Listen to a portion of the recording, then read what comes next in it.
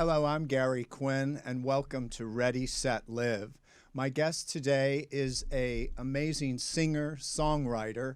She has released 14 individual albums. She toured on an iconic shows with Madonna for many, many years, and she is now doing Metro spiritual music. She is an amazing songwriter. She's a brilliant lyricist. And she's a mom. And welcome, Donna De Lory. Yeah, it's so great to be here with you, my old friend. Yes, we go way back. We were just talking about that. I'm literally down the street in Burbank where we met many years ago at the Joe Tremaine Dance Studio. Oh my gosh, we were there all the time. I remember you then.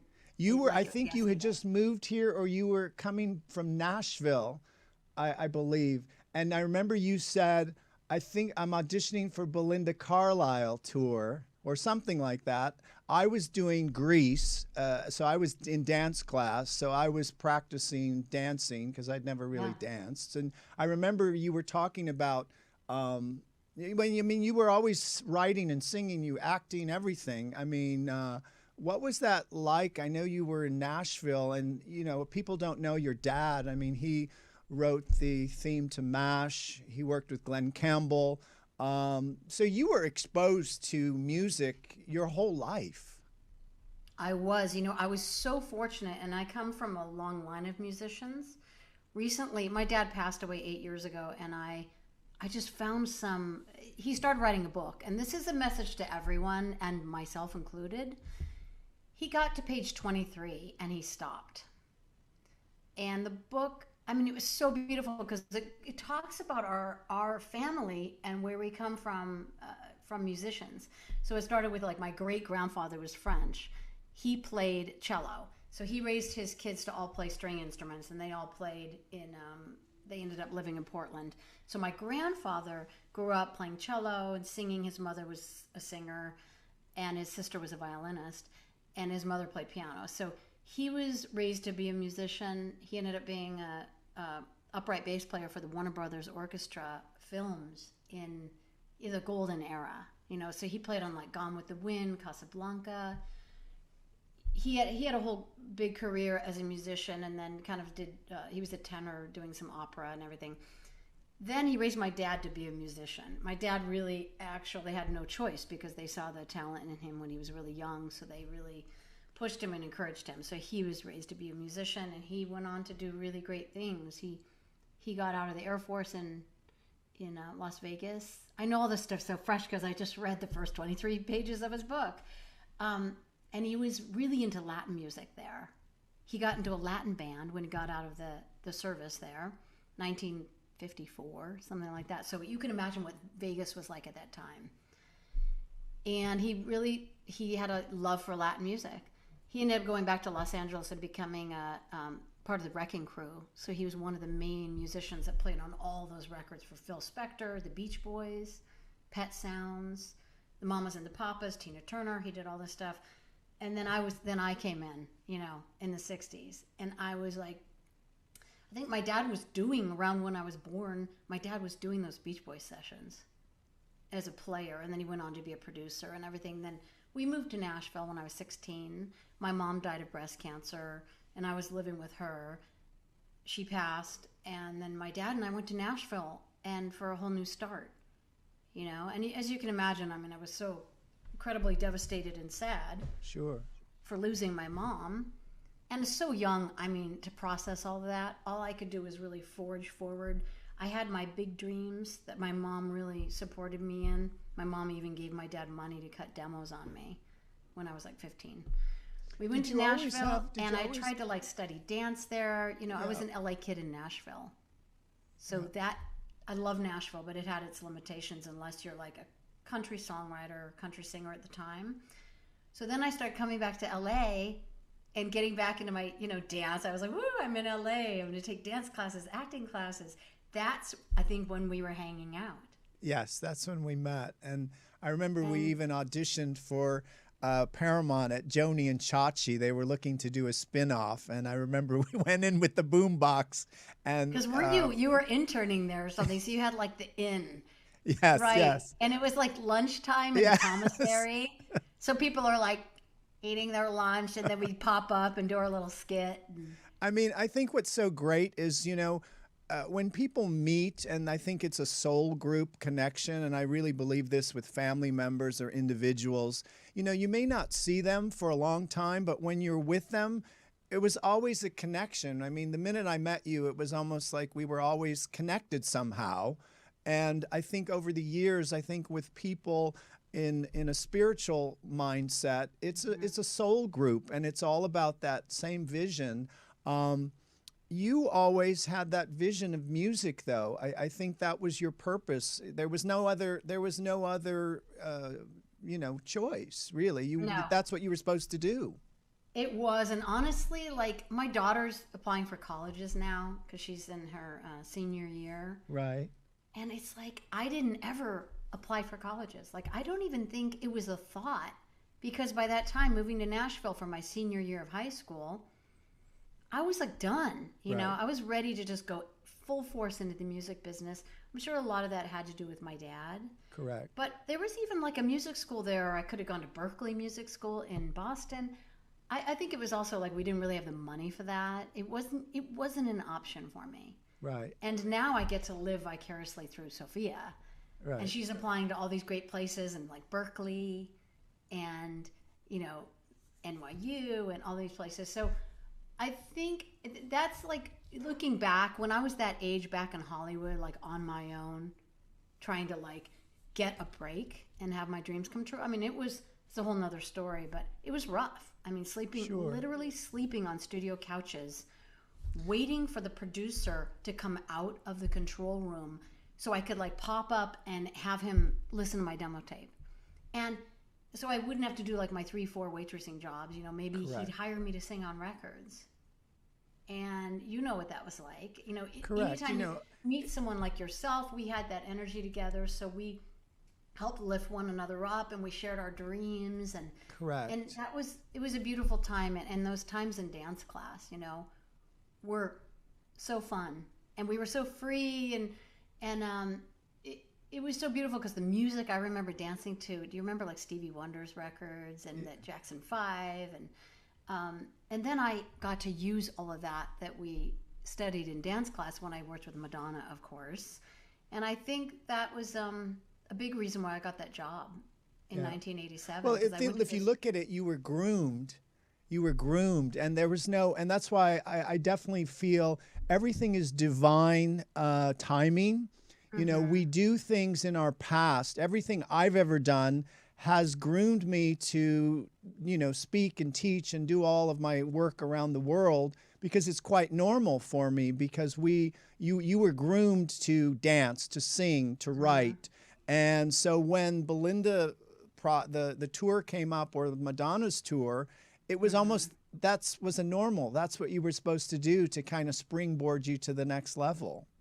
It was, but I'm telling you, it was so intense. I mean, she was like at the height of her fame. That first tour, we were doing stadiums, and I'll never forget Eric Barrett, who was the road manager, leaned over to me when I started touring with her and said, "Kid," because I was really young, he knew that was my first tour. He's like, "It doesn't get any bigger than this. This is the biggest you will ever see. You get to be next to an artist." And as far as her fame, he said, "This is the biggest as far as the mass hysteria, the venues, we went to Japan to open the concert." I mean, it was like seeing footage of the Beatles coming to America. And it was overwhelming to be all of a sudden like my first tour with Madonna. And I remember that opening night it was like doing these dance steps, da da da da da da da da da da da da, and I would always like blank out at the end of this number. I would get, all of a sudden I had this like head trip, thinking, I'm like, what hand do we end on? What hand do we end on?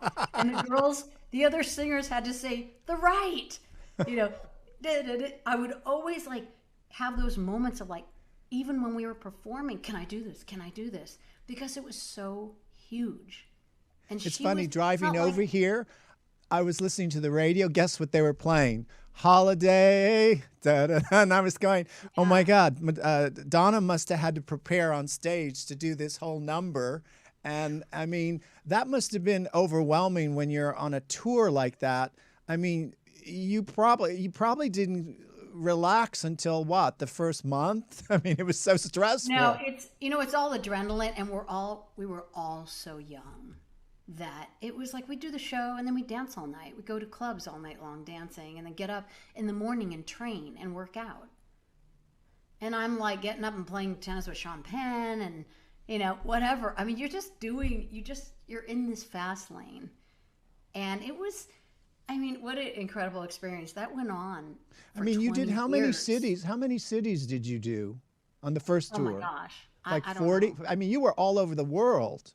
60, I don't know, but it was like um I started, and I worked with her over a 20-year period. So I did 6 world tours, a lot of like Grammy awards, all this stuff, award shows, and a lot of records and everything. But the way that I changed through those 20 years, I mean, I became an artist, I became a mother, I became a lot more aligned with on my spiritual path. Like all those tours, I would bring like my spiritual books, I'd bring like Joseph Campbell, Power of Myth. For some reason, like when I brought that interview transcribed from the interviews with Bill Moyers, there was something about that, studying mythology while I was on that tour was so comforting to me. Correct.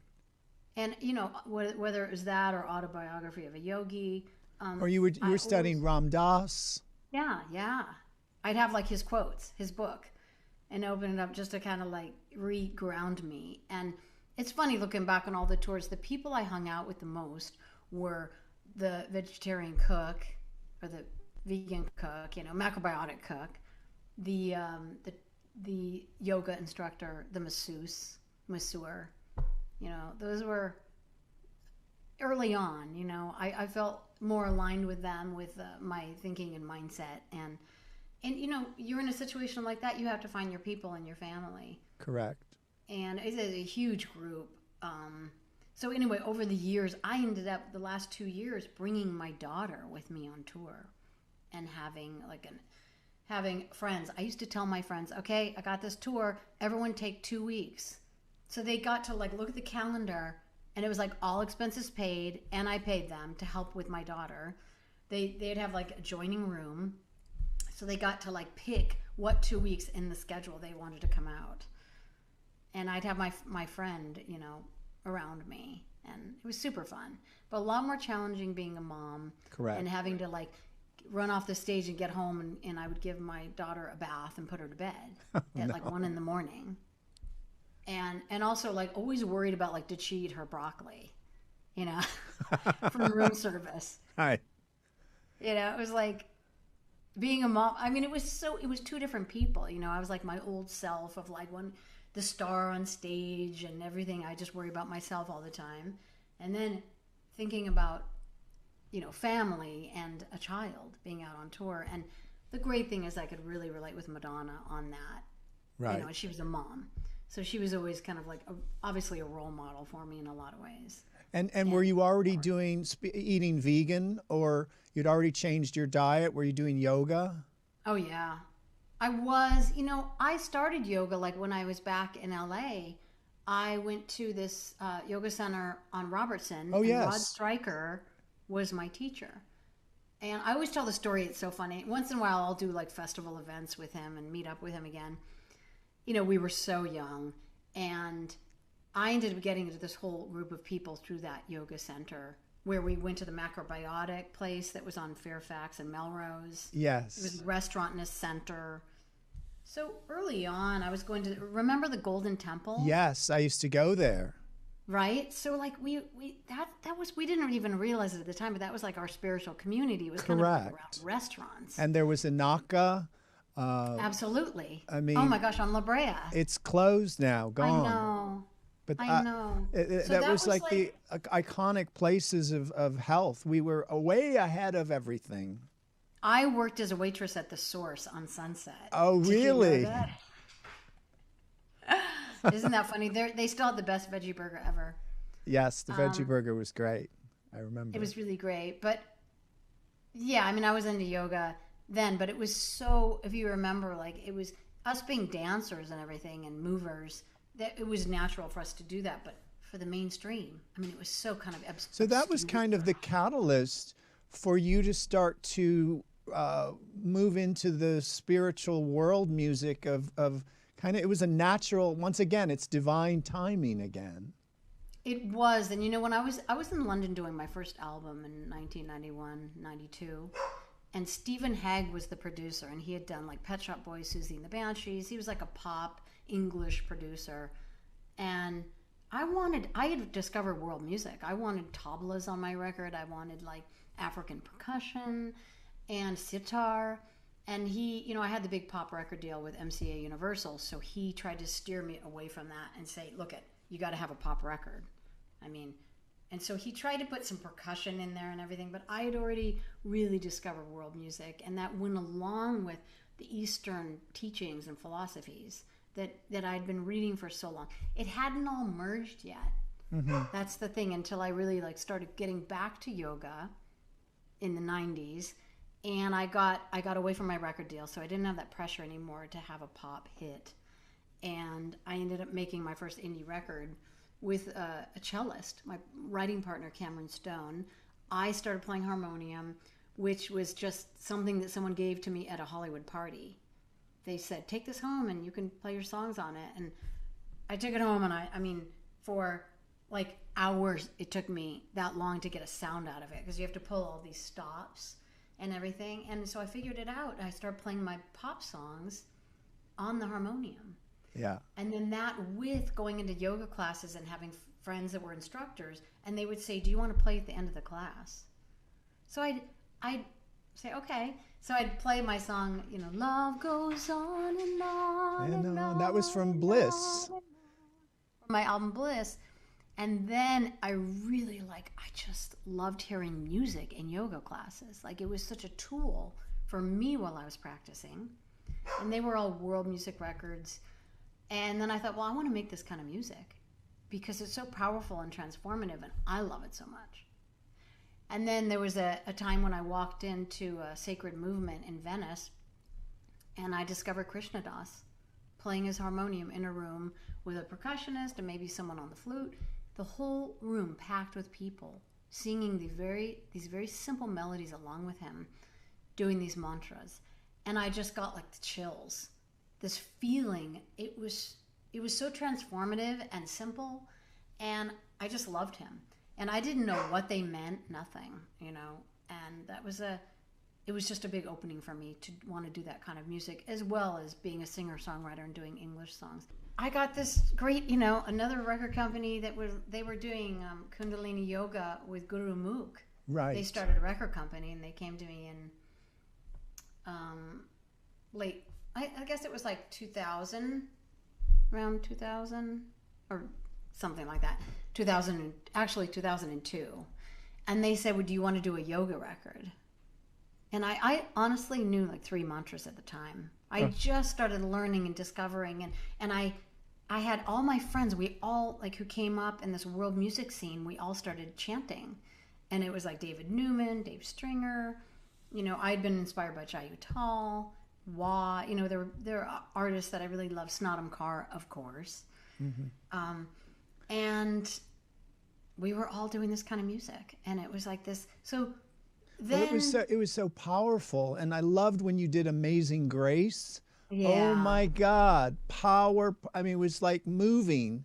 And then in Sanctuary, you know, that on that album, you know, there's so many, and I think it's almost like you're, you know, this is what's so great what you're doing, Donna. You're actually sending a healing to the world, which is so needed. That's why you must just keep doing this work nonstop. I don't care if you churn out 20 albums a year.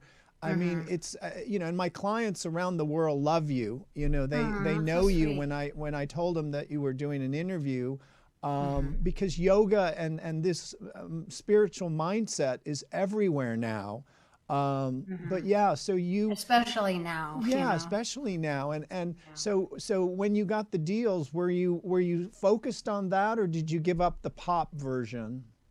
It was really funny because at the time I was doing another Madonna tour, and the guy, the head of the company, went in. Well, he came over to rehearsal and he said, we did the first record. It's called Lover and the Beloved. Right. And there's a whole story behind how that just flowed through me. It was effortless. Like, I'd made records before, and this was like the easiest thing ever. And we actually got the merch people to sell the record. And, at the time I thought, well, this is a yoga record. Is like, are the mainstream fans going to get into this? But I also realized it's just beautiful music. And it's just beyond what the words. I mean, I always went by the vibration of the sounds of the Sanskrit. I loved it. And for my voice, I have a real, I can have an airy voice. So to sing Satya, Soham, Soham, Satya, whatever the vowels, the open vowels of Sanskrit were so great for my voice for these mantras. And they just work so well. So there's like the sound vibration. You don't have to engage your left brain. That's, I think, why I enjoyed making that record and chanting the mantras over and over. It's such a freedom for your mind. Did you find by doing the mantras and actually recording it that you were having an inner healing, or that there was a frequency shift? Absolutely. I'll never forget when I was singing Hare Krishna on my record. And this was a mantra that was really like my friend David Newman's. He used to come over and stay at my house and chant Hare Krishna around the tree in front of my house. And that was before I was into chanting. And I'd be like, wow, what are my neighbors going to think? He's like chanting Hare Krishna. And I grew up listening to Hare Krishna because we used to vacation right next to the Hare Krishna temple in Laguna Beach. So I knew that mantra and everything. But when I was singing it on my record, this was the first experience ever where I was witnessing myself. I was not in my body. It was like my voice was just going on its own, and I was witnessing it, and I was not the singer. Interesting. I was not, I was just witnessing it and enjoying it. And when I made that record, there are moments when I was recording. I remember there's a part on Govinda Jaya Jaya where I started singing na na na na na na na na na na na na na na na Ananda. Things would just come out, and that was another moment on that record where I felt that. I loved the repetitive nature of it. And it's funny because my dad, who's like a great musician and everything, used to say, like, is it going to go anywhere? It just keeps repeating over and over. And, because he was like, where's the hook? Right. Well, it's not just the hook. It's like the music and the changes and the key changes and everything. I was like, Dad, this is a meditation. It's supposed to be really simple, And then he'd come to my shows and say, you just went on and on and on. The song never ended. I was like, I know, Dad, but that's because people are like blissed out and they're like in this transcendent state. And we would do like these trance dance events, and I'd be singing Aham Prima, Aham Prima. I mean, you want to keep singing that. You don't want to do it like 8 times and then stop. So my dad always just made me laugh when he would say, like, you did that for 5-10 minutes straight. I'm like, Dad, yeah. I mean, did you notice the energy in the room change? And that's why you love being in there. The energy becomes happy. I mean, what do you think people, and I know when they go to listen to you, they become very happy. What do you think, why people in society today, or just in the last 20 years, they're searching for happiness? What's missing? I mean, it starts with, of course, our connection with the earth. There's so much missing, Gratitude.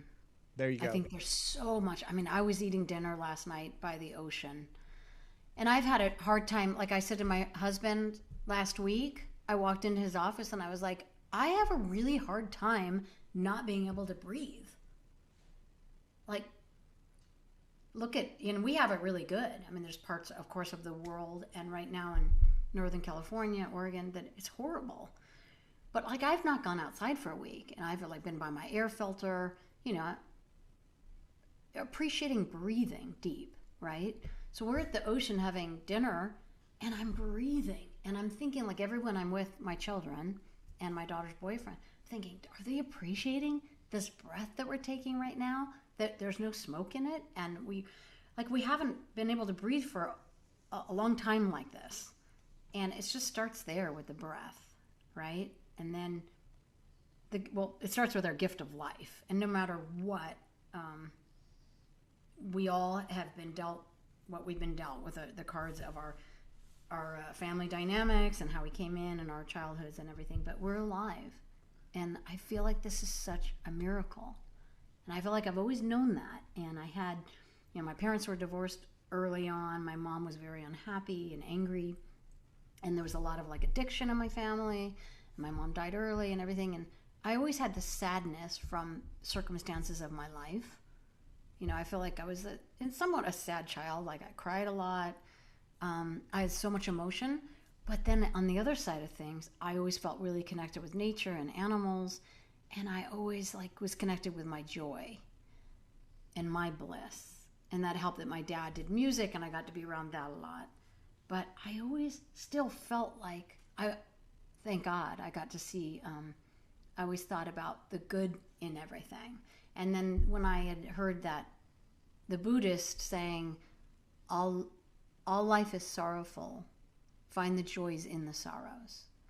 I thought, well, that's, I felt like that's my life, you know, finding the joys in the sorrows. And when I make music, and music's just such a tool for me, I've found that tool to help connect me. And a lot of people, I just encourage them to find their tool, whether it's music or movement or nature, love, caring for others.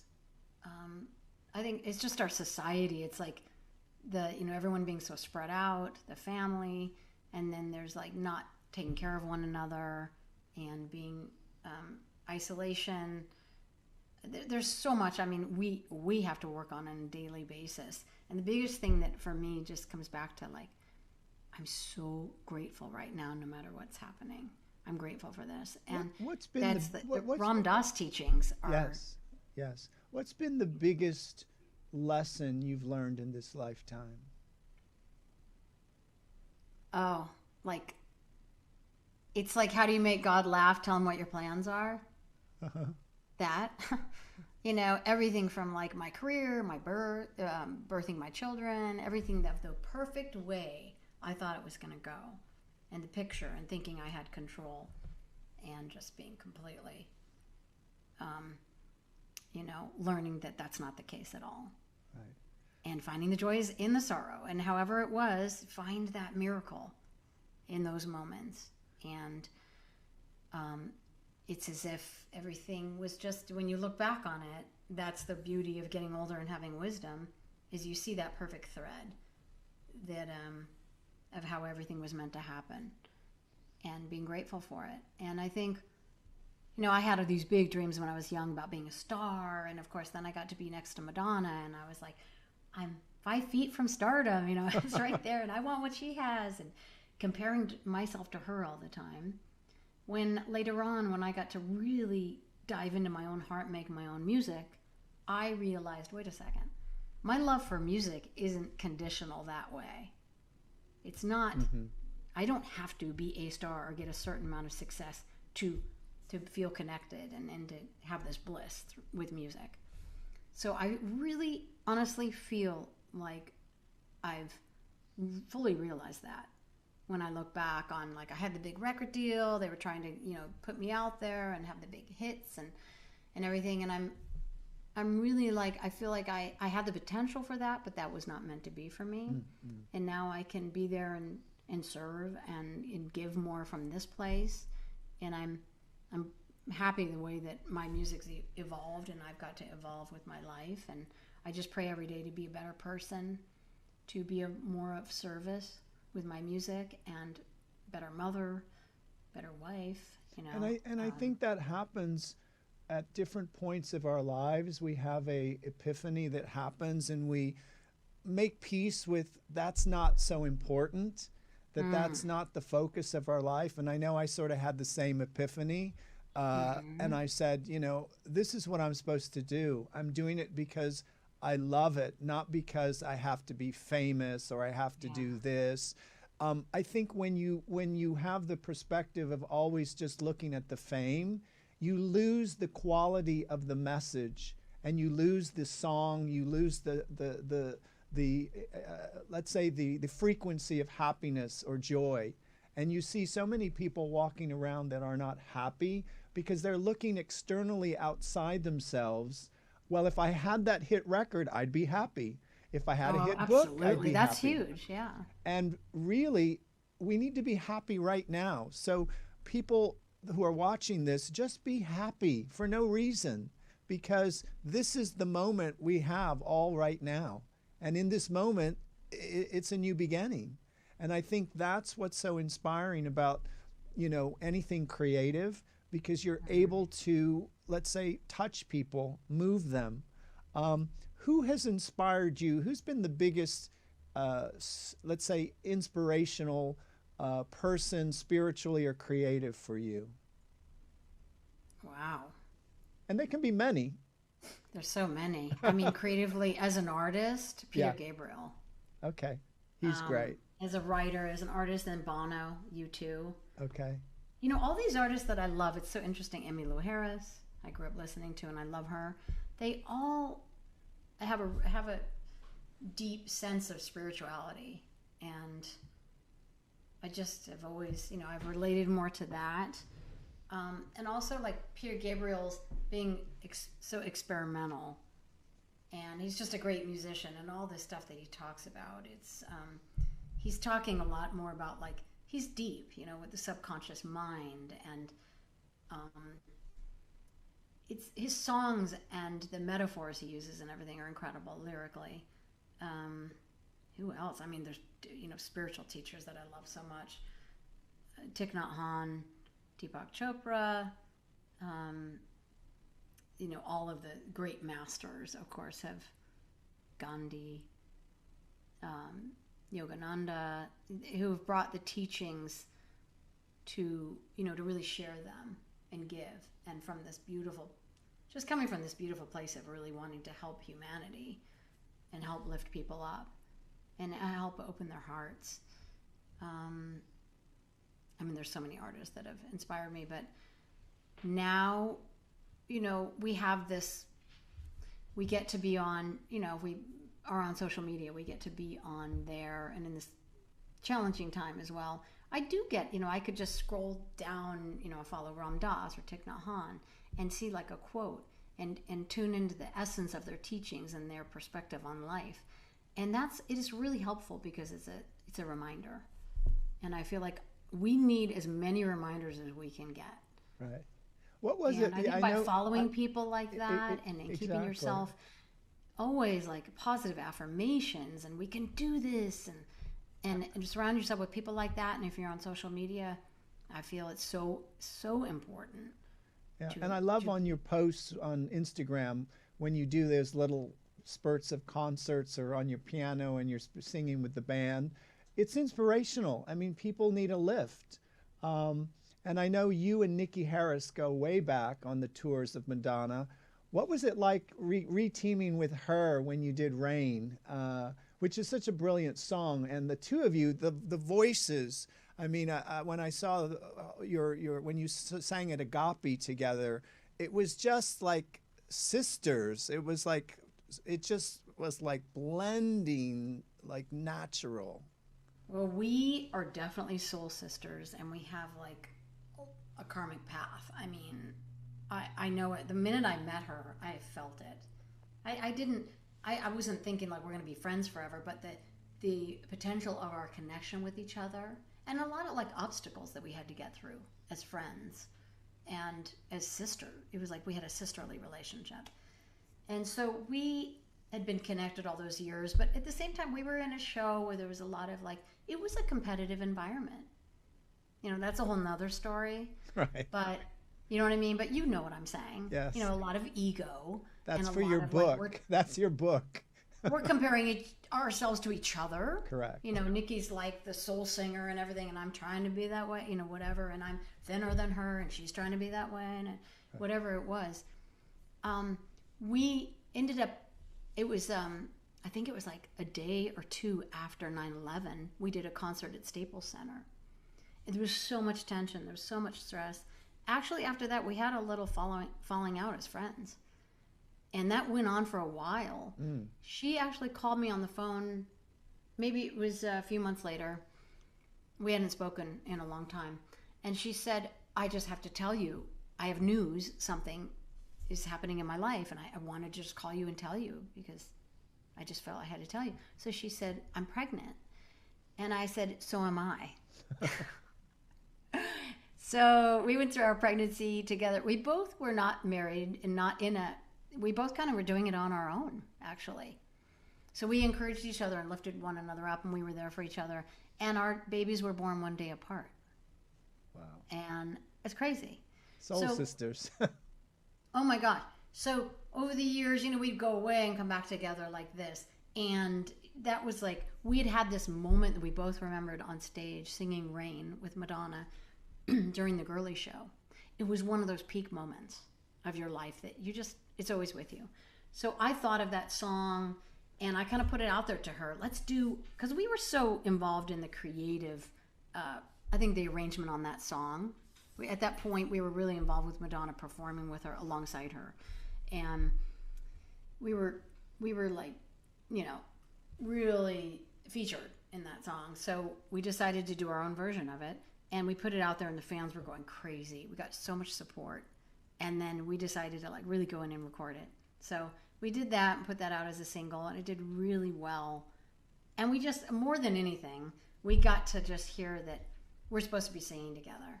And, you know, the real thing I think that inspires people is this long friendship and all that we've been through, and that we keep coming back together. And we keep opening our hearts more and practicing forgiveness and acceptance. Okay. And like, I just love her. I love her. I get her soul. I appreciate. It's that deep appreciation that you have. And that doesn't mean there's not that stuff there that you have Correct. to work on all the time. Correct. And remind each other, I'm here. I'm here for you. I'm on your side. Correct. I love you. I know you have the Spiritual Summit today, and it's going to be going on with Deepak Chopra, Marianne Williamson, and Michael Beckwith, and a lot of people. Jane Goodall, that's another one. Yes, yeah. and that they can find, viewers can find out on donnadelory.com, or they can go on your Instagram, which will be posted. And Facebook. Yes, yeah, it'll Facebook. be posted. And so I just want to thank you, Donna, for spending this time with me. And you have always been an inspirational light to me. And, you know, I admire your tenacity, your faith, and what you do. And I want you to continue to do that worldwide. And any way I can support you, you know I'm one of your biggest fans. Thank you so much for coming on today. And I wish you lots of love and lots of great energy. Thank you so much. And I just want to let you know, I really appreciate, I've known you a long time and we're friends, but I really appreciate you acknowledging that and reminding me of that. And when you say, like, keep doing it, you have to keep doing it. And I feel like ultimately we all need to do that for each other. Correct. To recognize each other's unique gifts and talents and remind each other of, if the person forgets, remind them of what they have to give and how much they have to give, right? Correct. So I appreciate you, and thank you for having me on. Thank you. Join us next time for another Ready, Set, Live.